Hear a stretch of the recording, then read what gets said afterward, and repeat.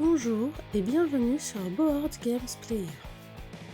Aujourd'hui, je vous présente un tuto pour fabriquer des petites pochettes en origami.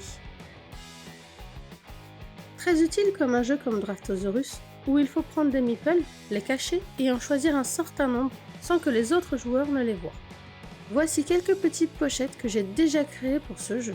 Très utile pour les regarder hors de la vue des autres joueurs. Cette pochette est très simple et très rapide à faire. Je vous conseille en revanche de prendre un papier un peu épais pour que vos pochettes durent plus longtemps. Pas trop fine pour que votre papier soit assez solide pour durer. Pour cette pochette, j'ai pris une feuille de 15 cm par côté. On commence le pliage.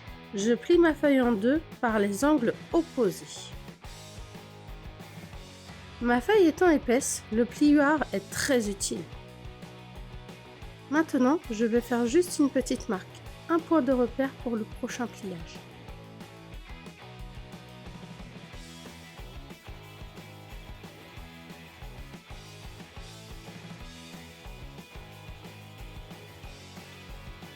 Je prends cet angle et je viens le poser au niveau de ma marque. Je peux maintenant faire le pli. La feuille est épaisse, c'est donc assez dur de plier, mais une fois fini, ma pochette sera solide.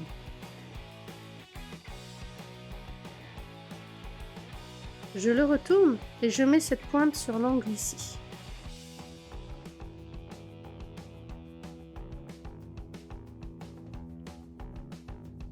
Je fais le pli.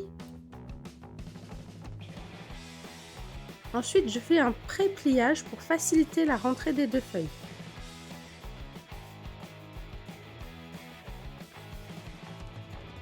Cette feuille-là, je la rentre à l'intérieur de ce pliage.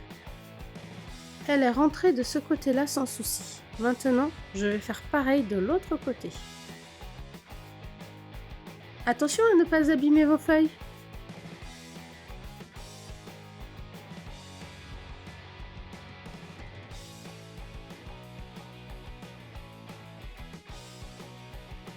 Voilà, ma pochette est finie. Je peux l'ouvrir facilement maintenant.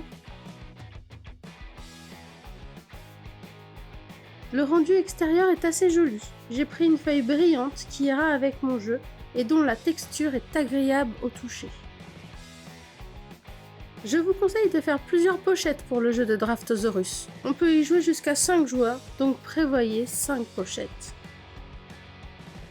Mais vous pouvez en faire d'autres pour d'autres jeux sans aucun souci. Des petites pochettes faciles et rapides à fabriquer.